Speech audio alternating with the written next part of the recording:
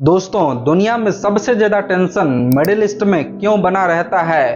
आज जो middle east जल रही है, 65 people have been killed in demonstrations that began in Tehran almost 2 weeks ago. आपको क्या लगता है? क्या यह इजराइल के अस्तित्व के लिए है? क्या यह आइडियोलॉजी के लिए है? क्या यह रीजनल पावर के लिए है? दोस्तों, इसके लिए एक टाइमलाइन को ध्यान से देखना होगा। वर्ष 2023 में गजा के साथ, 2024 में लेबनान के साथ, 2025 में रीजनल बातचीत हुई और 2026 में ईरान के साथ अभी तक 3 बार सीजफायर टूटा। Let's start with some of today's key developments.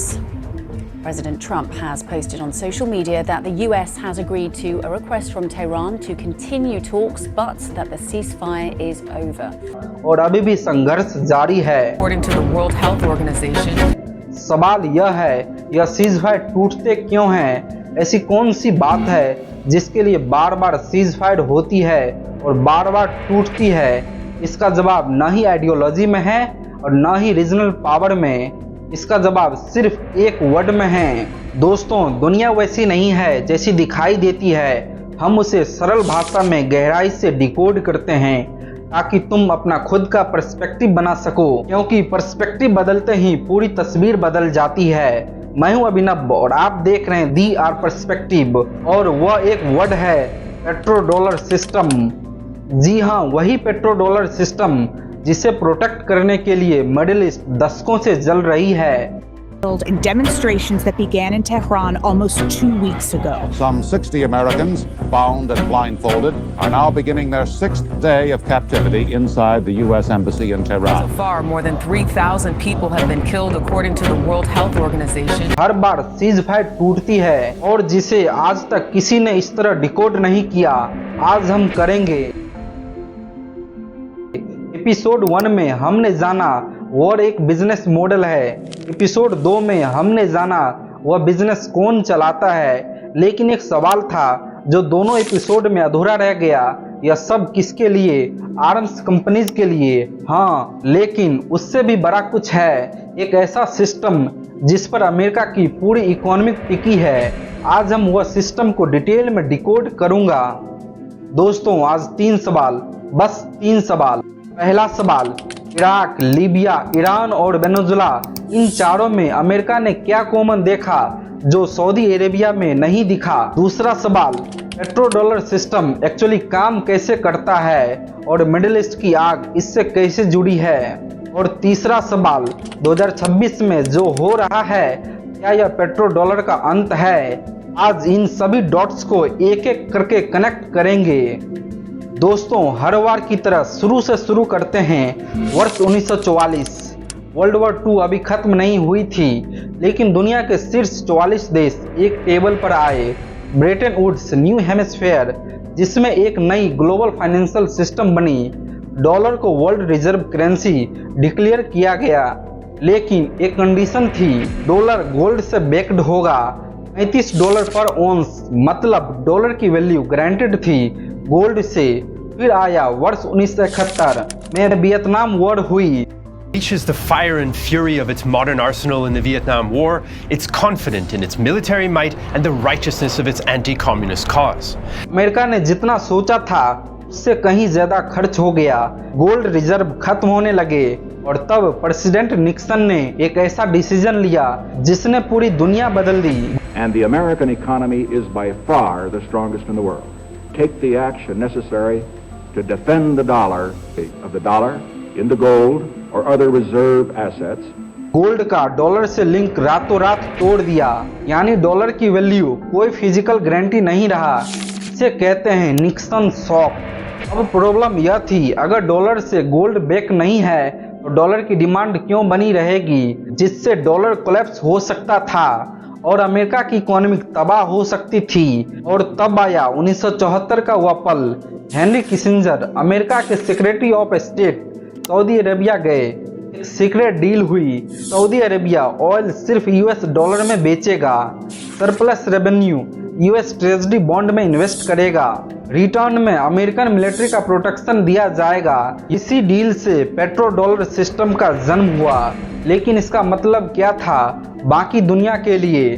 दोस्तों, एक सिंपल एग्जाम्पल से समझते हैं। भारत को ऑयल चाहिए और ऑयल के लिए पहले डॉलर खरीदना पड़ेगा और डॉलर खरीदने के लिए यूएस ट्रेजरी बॉन्ड खरीदना पड़ता है, जिससे अमेरिका को फ्री फाइनेंसिंग मिलती है। अमेरिका और ज़्यादा स्पेंड करता है, डॉलर की डिमांड बनी रहती है, अमेरिका की इकोनॉमी चलती रहती है। यह लूप हर उस देश के साथ होता है जो ऑयल खरीदना चाहता है। दुनिया हर साल 2.5 ट्रिलियन डॉलर की ऑयल खरीदती है। यह सब डॉलर में, मतलब हर साल 2.5 ट्रिलियन डॉलर की डिमांड गारंटीड है। आप ही मुझे बताओ, अगर यह सिस्टम टूट जाए तो अमेरिका का क्या होगा? यही वह सवाल है जिसका जवाब इराक, लीबिया, ईरान और वेनेजुएला की तबाही में छुपा है। वर्ष 2000 बगदाद, सद्दाम हुसैन ने अनाउंस किया इराक का ऑयल अब यूरो में बिकेगा। डॉलर को सीधा चैलेंज किया और उसके बाद क्या हुआ? वर्ष 2001 में 9/11 हमला हुआ। 2003 में अमेरिका ने इराक पर अटैक किया। ऑफिशियली रीजन दिया गया weapons of mass destruction, WMD। 2003, the US-led coalition of the willing invades Iraq. US President George Bush claims he must disarm Iraqi dictator Saddam Hussein of weapons of mass destruction. Colin पावल ने UN में presentation दी, Iraq के पास massive मात्रा में WMD हैं। Saddam Hussein and his regime will stop at nothing until something stops him. Powell argued Iraq is deceiving the weapons inspector. WMD अब तक नहीं मिला। यह यूएस सीनेट इंटेलिजेंस कमेटी की रिपोर्ट है। वॉर के बाद इराक का ऑयल फिर से डॉलर में बिकने लगा और सद्दाम हुसैन मारे गए। यह एक केस कोइंसिडेंस हो सकता है। वर्ष 2009 मुअम्मर गद्दाफी, उन्होंने प्रपोज किया गोल्ड दिनार अफ्रीकन कंट्री के लिए एक नई करेंसी बनेगी। ऑयल ट्रेड के लिए डॉलर को वापस करने का प्लान था। 2011 नेटो ने लीबिया पर ऑपरेशन किया। ऑफिशियल रीजन दिया गया ह्यूमैनिटेरियन इंटरवेंशन, सिविलियंस को प्रोटेक्ट करना। गोल्ड दिनार कभी नहीं बना, गद्दाफी मारे गए, लीबिया आज भी तबाह है। क्या यह भी कोइंसिडेंस है?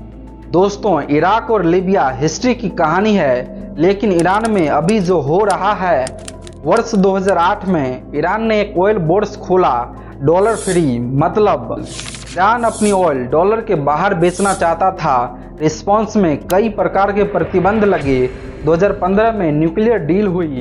ईरान ने न्यूक्लियर प्रोग्राम को लिमिट करने पर एग्री किया, प्रतिबंध हटे। 2018 में अमेरिका ने डील छोड़ी, प्रतिबंध फिर वापस लगे। रिटर्न को नोटिस कीजिए। दोस्तों, एक सवाल, अगर यह सच में न्यूक्लियर प्रोग्राम के बारे में था तो 2015 में जो डील हुई थी ईरान ने कंपाइल भी किया था, फिर भी अमेरिका ने डील क्यों छोड़ी? इसका जवाब आज 2026 में मिला। वर्ष 2026 ईरान ने स्टेट ऑफ हार्मोज को लेकर के एक अनाउंसमेंट किया। स्ट्रेट से गुजरना है तो युआन या स्टेबल कॉइन में पे करो, अब डॉलर नहीं चलेगा। दोस्तों, स्टेट ऑफ हार्मोज से दुनिया का 20% ऑयल गुजरता है, 17 मिलियन बैरल्स हर दिन। अगर यहाँ डॉलर को वापस किया जाए तो एनुअली 500 बिलियन डॉलर से युआन में रातों रात शिफ्ट हो जाएंगे। यानी 3 अटैक ईरान एक साथ किया, physically oil flow control, financially dollar वापस, स्ट्रेटेजिक इनडायरेक्ट चाइना को एम्पावर करना, और उसके बाद एक बार फिर यूएस इजराइल संयुक्त मिलिट्री ऑपरेशन हुआ। ऑफिशियली रीजन दिया गया न्यूक्लियर थ्रेट, लेकिन ईरान ने डॉलर को स्टेट पर चैलेंज किया। अभी ऑपरेशन हुआ, यह न्यूक्लियर के लिए नहीं था। इजराइल के पीछे अमेरिका अपना हित देख रहा है। क्या यह भी कोइंसिडेंस है? आप खुद डिसाइड करो। दोस्तों, अब एक फैक्ट देखते हैं। वेनेजुएला के पास दुनिया का सबसे ज़्यादा ऑयल है, 303 बिलियन बैरल्स। सऊदी अरेबिया से भी ज़्यादा ऑयल रिजर्व हैं। तो वेनेजुएला टेक्निकली दुनिया का सबसे अमीर देश होना चाहिए था, लेकिन वहाँ की स्थिति सऊदी से बिल्कुल अलग है। UNHCR के अनुसार वेनेजुएला के 80 लाख लोग देश छोड़ करके किसी दूसरे देश में माइग्रेट कर गए। इकोनॉमिक कोलैप्स हो गई। कल्पना कीजिए, 303 बिलियन बैरल वाले देश में ऐसी स्थिति कैसे बनी? 1998 में ह्यूगो चैवेज इलेक्टेड हुए। ऑयल की पूरी कमाई वेनेजुएला के लोगों पर खर्च कर दी। वर्ष 2019 में वेनेजुएला ने युआन में ऑयल बेचना शुरू किया डॉलर को एक बार फिर वापस किया, यूएस प्रतिबंध लगाए, इकोनॉमिक कोलैप्स हो गई और 3 जनवरी 2026 निकोलस मादुरो को यूएस फोर्स ने कैप्चर कर लिया। ऑफिशियली रीजन दिया गया ड्रग ट्रैफिकिंग। कैप्चर के बाद पहला स्टेटमेंट आया, वेनेजुएला का ऑयल अब अमेरिका को वापस मिलना चाहिए। यह यूएस ऑफिशियल्स का डॉक्यूमेंटेड स्टेटमेंट है। ड्रग ट्रैफिकिंग कहाँ गया? अब तक हर बार एक सेम पैटर्न देखने को मिला। यह कोइंसिडेंस नहीं हो सकता। दोस्तों 4 केसेस देखें, 4 अलग अलग कंट्रीज देखें, 4 अलग अलग रीजन्स दिए गए, लेकिन एक देश नहीं देखा अब तक, सऊदी अरेबिया।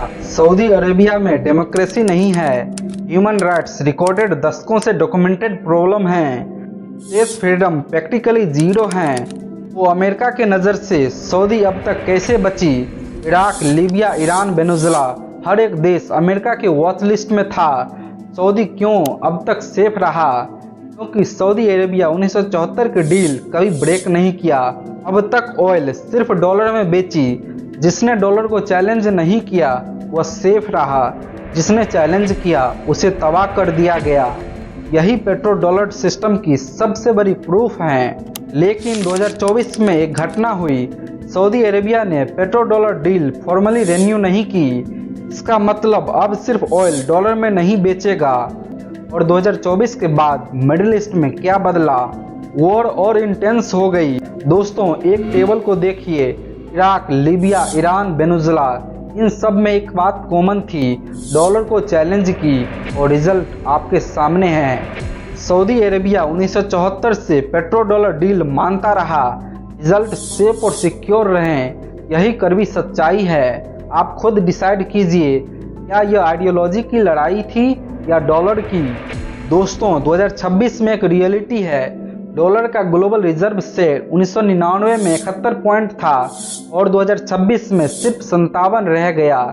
डायरेक्शन क्लियर है, दुनिया अब अल्टरनेटिव करेंसी खोज रही है, जिससे कहीं न कहीं पेट्रो डॉलर टूट रहा है धीरे धीरे, जिससे अमेरिका डिस्परेट है। इसीलिए मिडिल ईस्ट जल रही है, ईरान से वॉर चल रही है, वेनेजुएला के राष्ट्रपति को कैप्चर किया गया। यह डिक्लाइन का संकेत है।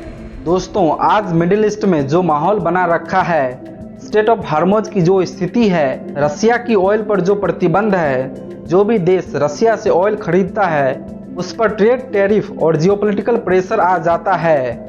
धीरे धीरे दुनिया के ऑप्शंस बंद होते जा रहे हैं और इस सब के बाद दुनिया मजबूरन वेनेजुएला की ऑयल की तरफ देखेगी। 303 बिलियन बैरल्स, जहां अब डॉलर फ्रेंडली गवर्नमेंट हैं, मिडिल ईस्ट जल रही है, इंटरनेशनल मार्केट से रसिया ब्लॉक हैं, वेनेजुएला पर अब यूएस का कंट्रोल है। दुनिया के पास सिर्फ एक सेफ ऑप्शन बचा है, वेनेजुएला की ऑयल सिर्फ डॉलर में। तो सोचो, क्या यह सब अलग अलग डिसीजन थे या एक carefully planned sequence of event था? आप खुद फैसला कीजिए। दोस्तों आज जो देखा उससे 2 लेसन्स मिलते हैं। Lesson number 1, oil plus currency बराबर रियल्स पावर। जब तक ऑयल डॉलर में बिकती रहेगी, अमेरिका सबसे पावरफुल और सुपर पावर रहेगा। मिडिल ईस्ट की हर वॉर को इसी लेंस से देखना होगा, आइडियोलॉजी नहीं, इकोनॉमिक इंटरेस्ट से। लेसन नंबर 2, सऊदी अरेबिया के व्यू से डेमोक्रेसी और ह्यूमन राइट्स की बात रात दिन करने वाले देश सऊदी अरेबिया मिडिल ईस्ट में सबसे मजबूत एलाय हैं। जहां चैलेंज नहीं वहां वॉर नहीं। यही पेट्रो डॉलर की असली प्रूफ हैं। और एक आखिरी बात, जॉन पार्किंस जिन्होंने लिखी confessions of an economic hitman, उनका अपना कोट है, अगर इकोनॉमिक हिटमैन फेल हो जैकलेस आते हैं, अगर वो भी फेल हो तो मिलिट्री आती है। इराक, लीबिया, वेनेजुएला इसी सीक्वेंस का हिस्सा था।